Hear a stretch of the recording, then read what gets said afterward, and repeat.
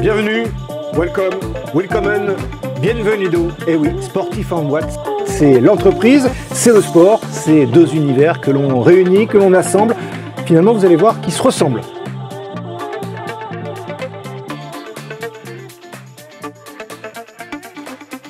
Et à un moment, il me dit, Christian, tu tournes autour là, tu as un truc à me demander. Et j'ai dit, Arsène, c'est quoi la clé de ta réussite? Il me dit juste une phrase, qui en fait résume tout l'ensemble de ce qu'on est en train de se dire. Il me dit, tu sais Christian, c'est très simple, un entraîneur doit être entraînant. Et je pense que c'est pareil quand tu es manager, quand tu es... Voilà, c'est ça. Et je trouve que nos deux mondes, et dans ce que tu dis, moi je me suis beaucoup ressenti quand tu disais, voilà, notamment sur la partie RSE, sur la partie, justement, ce qu'on propose, l'image. Ben, c'est exactement ce que j'ai vécu moi de longues années dans des grands clubs.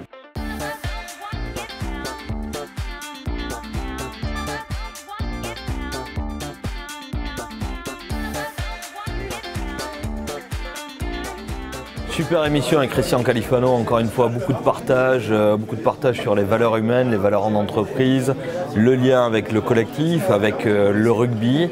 Un grand homme, vraiment, passe un super moment, il est généreux, il est sympathique, il est humble, il est plein d'expériences à partager, de très bonnes expériences qui sont duplicables en entreprise. Encore une fois, un moment merveilleux dans Sportif en boîte. C'était déjà un joli moment de partager voilà, une émission comme ça avec Jérôme et Benoît. Sympa parce qu'il y avait de la bonhomie, du sourire, de la bonne humeur et plein de choses.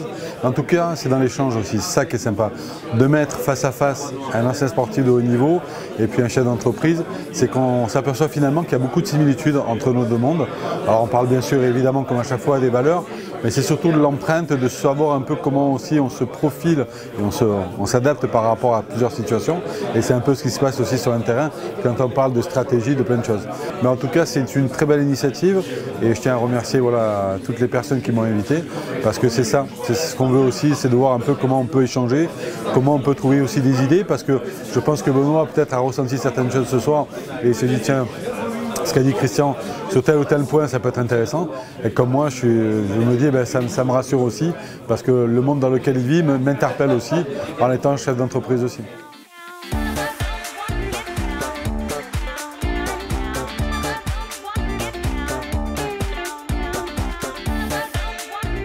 Dans Sportif en boîte, ce que j'ai pensé de l'émission, c'était vraiment très bien.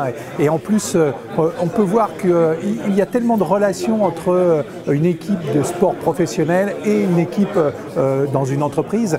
Et j'ai beaucoup aimé cette question et ce sujet. L'équipe joue pour moi. Et moi, je joue pour l'équipe. Parce que vous pouvez avoir les meilleurs joueurs du monde, si vous avez un manager, un capitaine qui ne tient pas la route, ça ne marchera pas, vous ne gagnerez pas de match.